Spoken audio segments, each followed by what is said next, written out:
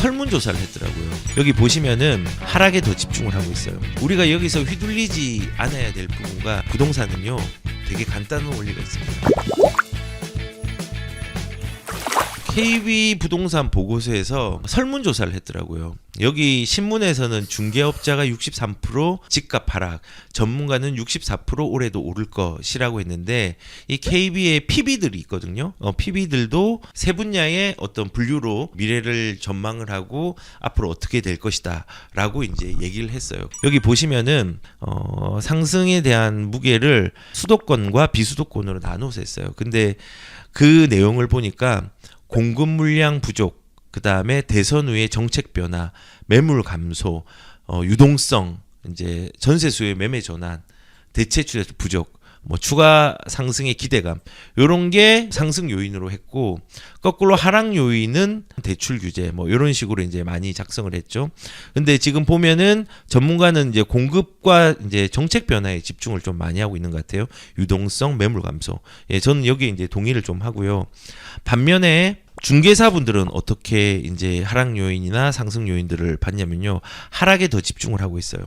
하락 요인으로 뭘 꼽았냐면요. 대출 규제. 그리고 매매 가격이 부담된 거예요. 상승 요인은 이제 정책 변화, 이런 부분들이 있는 거죠. 그리고 KB에서도 전망한 걸 보면은 KB PB들이 전망한 거예요. 대선, 공급 물량, 부작용 이런 걸로 이제 상승 요인이 조금 더 크다고 얘기를 하고 있어요.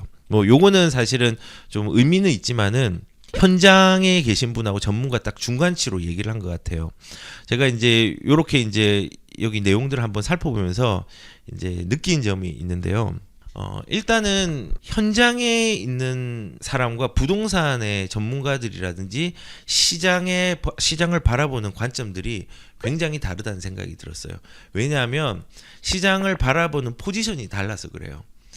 그 전문가들은요, 그냥 드론을 띄워가지고 하늘에서 숲에 어떤 형태가 있는지를 바라보는 사람들이고, 중개사분들은 나무에서 이 나무에 세부적인 디테일이 뭐가 있는지를 바라보는 사람이에요.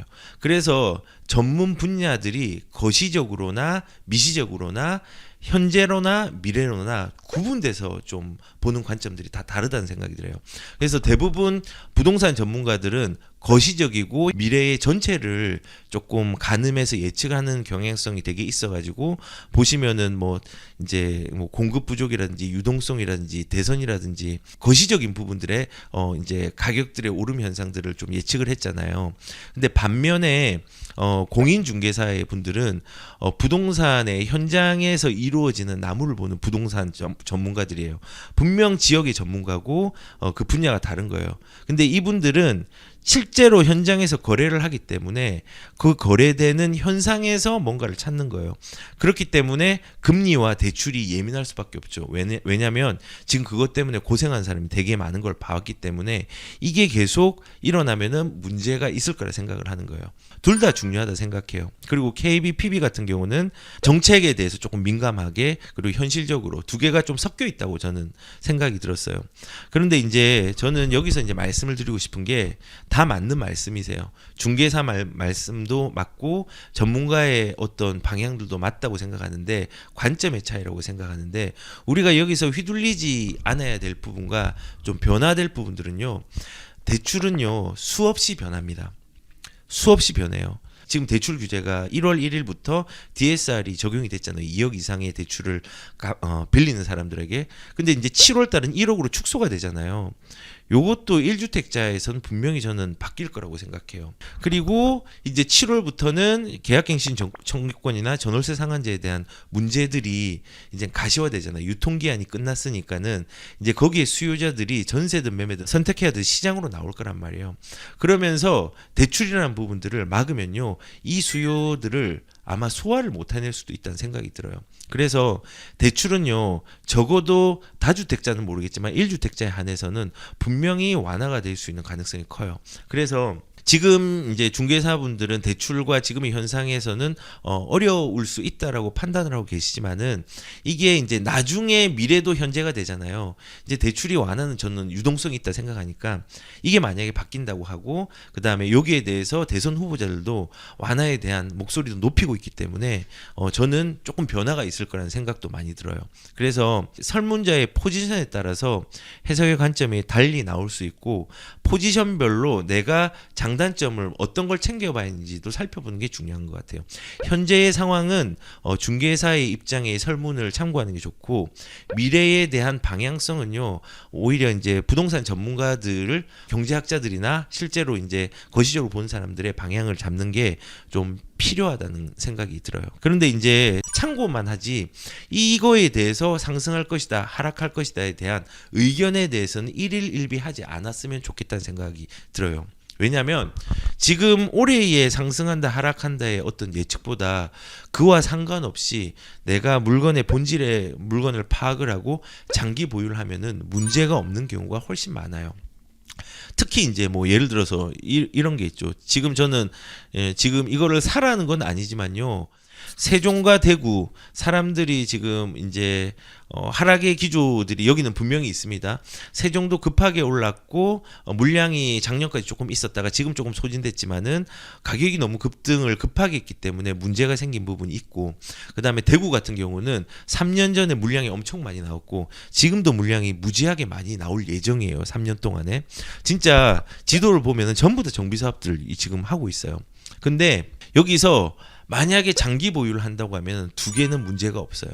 뭐 투자를 한다고 해가지고 세종과 대구와 수도권을 선택을 하라고 하면은 투자금 대비해서는 수도권에 더 좋은 물건들이 많지만은 실거주의 목적으로 뭔가를 지금 내가 물건을 선점을 한다고 하면은 사실상 저는 이런 세종이나 대구에 들어가도 상관없다고 생각하거든요. 왜냐하면은 지금 여기 전문가들도 얘기를 하는 게 대구 지역의 하락세가 거세 아무도 집을 살려고 하지 않는 상황이 되었다며 이르면은 올 하반기 아무도 시장에 남아있지 않을 때 수성구 등 핵심 입지에 급매물을 낚아챌 기회가 올 것이라고 전망을 했는데 동의합니다. 세종시도 소도시처럼 허무하게 시장이 무너지지 않는다라고 얘기를 하는데 이게 이제 본질이거든요. 세종시는 발전하고 아직까지 다 만들어지지 않은 데고 수성구는 핵심지란 말이에요.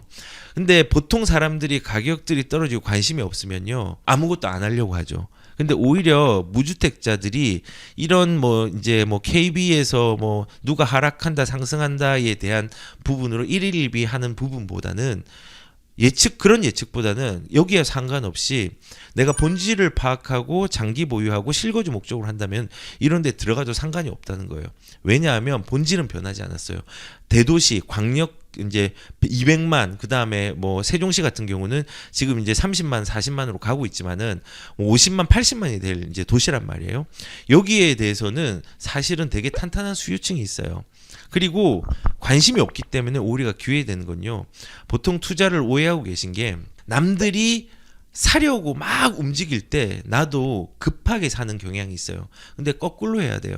지금 하락과 같은 양상들이 보일 때 집에 들어가면요. 나중에 급하지 않게 살 수가 있어요. 다만 이 시기에는 용기가 필요한 거예요. 본질을 파악하고 기준을 잡아서 용기를 가지고 들어갈 수 있는 부분들이 분명히 있어야 되긴 해요. 그런데 이제 사람들은 거꾸로 하죠. 상승 때 급하게 가가지고 하락 때니까 무서워서 팔고. 근데 그걸 거꾸로 해야 되거든요. 하락 때는 경험이 있는 사람이라면요. 하락이 진짜 큰 기회라는 걸 분명히 알 거예요. 그때 하고 상승 때는 기다린 투자를 하는 게 훨씬 더 유리한 투자가 될 수 있어요. 그래서 이제 많은 분들이 그 얘기를 하잖아요. 나는 집이 하락하면은 지금은 고점이니까 하락하면 사야지 라고 했는데요. 거꾸로 생각해 보세요. 지금 완전한 하락이 아닌 세종과 대구가 있어요. 근데 여기에 지금 못 들어가면요. 대세 하락이 되면요. 그때는 더 못 들어갑니다. 더 무섭거든요. 그래서 중개사들이 2022년도에는 가격이 떨어질 것이다. 뭐 전문가들이 2022년에 가격이 상승할 것이다. 그거와 상관없이요. 장기 보유와 본질에 집중하면요. 시간이 해결해 주는 경우가 되게 많아요. 보통 급한 사람들은 이걸 망각하고 있는 것 같아요. 부동산은요. 되게 간단한 원리가 있습니다. 부동산은 진보하거나 본질이 좋은 입지에 들어가서 인플레이션을 기다리고 맞이한다가 사실은 정답이에요. 되게 간단한 원리예요.